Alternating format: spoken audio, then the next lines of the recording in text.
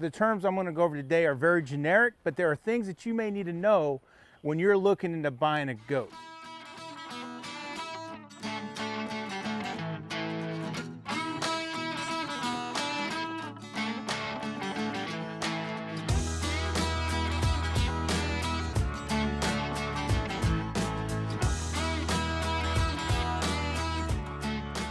Hey folks, welcome back to the Rock and Sea Homestead. My name is Lance. I want to welcome you to our channel. If you guys are just new to our channel and just coming along, I know we have some new subscribers. Thank you guys for joining our journey here. My wife and I, we live on a 3.7 acre piece of property in central Oklahoma.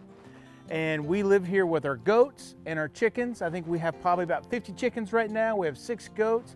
We have 3 dogs and 2 cats. And we like to garden. We definitely love our animals.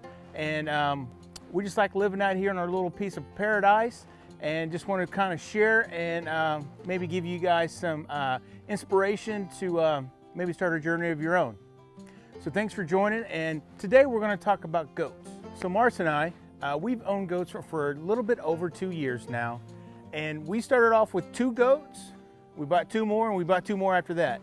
And all throughout those processes of when we were buying goats, we learned a little bit more about some of the terminology, some of the things people use in the goat industry.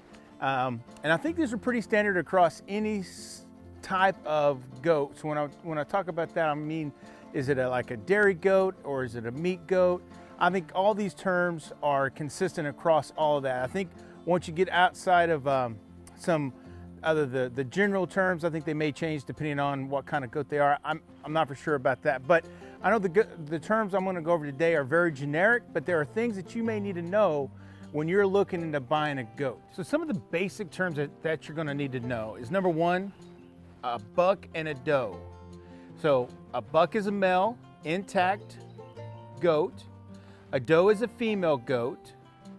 When they're babies, they're either called a buckling or a doeling, depending on which sex they are. Some people may use the term generically, you know, nanny goat or billy goat to distinguish between a female and a male, but really those aren't really terms that people use when you start buying goats. Billy goat or nanny goat, they just don't use those. It's either a buck or a doe. If a goat is born with horns, some people, especially a lot of people here within our state, they go through a process called disbudding, where they'll actually kill the horn bed, and they will never grow horns after that, or at least not very long horns. And if they do grow anything, it's called, and excuse my pronunciation, I'm from Oklahoma, we don't pronounce everything great, but it's called skurs, and it's where they just have a little piece of a horn that kind of grows up, or a little, it's just a little deformed piece of it that may come back where they may get the full horn bed killed. And so it grows back just a little funky one. And sometimes you do have those on goats, and sometimes they come off, sometimes they stay there. Some goats come naturally that way. We actually have 2 of them that have no horns at all, and they were naturally that way. That's called a pulled goat. And that just means that they have the genetics where no horns grow at all. Now, they do have a bit of a nub, and I'll show you that here in a little bit, some pictures of it. But we have 2 males, fully intact males, 2 bucks, and they're down on the other side of our property down here. We keep them separated from the females for right now. And those guys are actually pulled, so that means they have no horns, and they've never had them from birth. We didn't have to disbud them. We have 2 goats that have all their horns. Our first 2 goats, you know, we didn't know anything when we really started looking at goats. You know, we didn't understand what all those terms meant, if they were disbudded, horn, pulled. We just didn't know. So we got 2 that actually had horns, and you know, probably going forward, we probably won't have any more with horns, because there are some concerns when you're trying to mix in certain goats with other goats, because all the other goats we have no horns. These guys do. That could cause some problems with hurting the other goats. So when it comes to the bucklings, at about a certain period of time in their age, probably about 3 or 4, maybe 8 weeks old, some people will actually band them, or banding. That's the process of, and that's actually where they put like these real big, I don't know, they're really thick, but they're like rubber bandish type of devices that they kind of stretch up and over, and they attach to the base of their testicles, and eventually they will die and just fall off and everything's fine. And then that animal at that point is called a wether.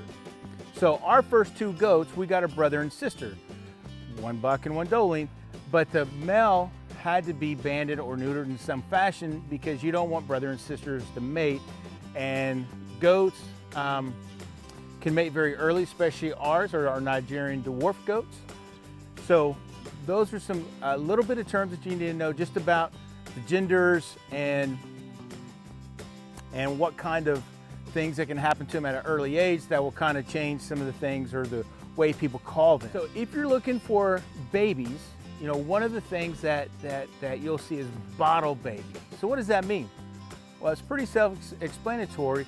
It means that, you know, whoever you're buying them from, they actually either the mother rejected the baby and so now they're having to take care of it and feeding it with a bottle, or some people will take the babies off of their mothers because they want to protect those mothers' udders or whatever that may be due to a show preference where they don't want them to be stretched out or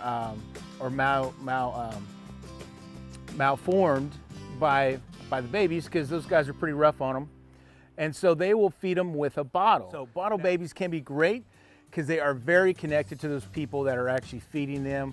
Like I said, I've never had one, but I've heard they can also be very needy as they grow older because they want more and more attention when they get off that bottle. So that's something that you may have to watch out for if you get a bottle-fed baby. So just a few more terms that you may want to know when you're buying a goat. One of them is if your goat is registered or not. So there's different organizations out there that will certify and register your goats. Ours are registered by the American Goat Dairy Association. I think it's the ADGA, something like that. And there's different ones throughout the country.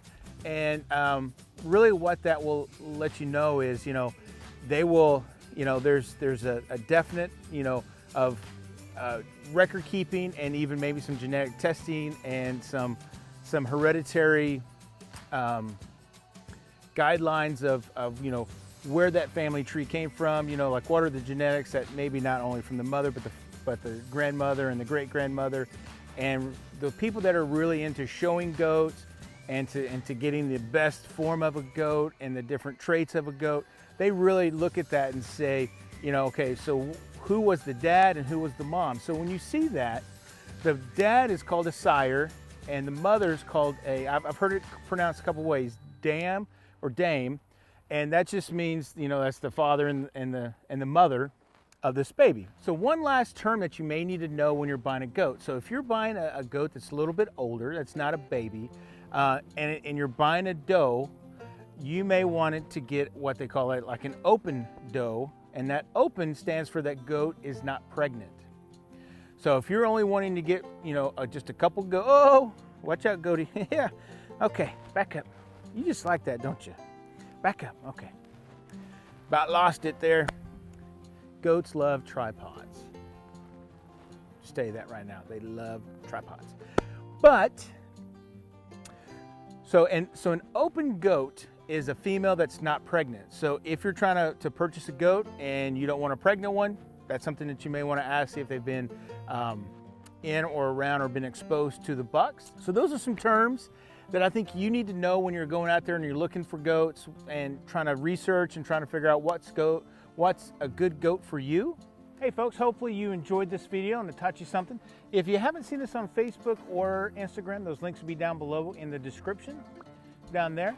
And of course, like I said earlier in the video, if you haven't subscribed to our channel, it'd be a great time to do that. And if you know if anybody that would like or needs this type of information, hey, share that video, subscribe to our channel, and we'd really appreciate that. That does help us out, get more views, and just grows our channel so we can reach more people. Oh, yes, you're getting excited, aren't you? But from our homestead to yours, have a blessed day, and we'll catch you on the next video. Say goodbye, boys. Say goodbye. Don't eat the, oh, boys. Oh, they're so stinky.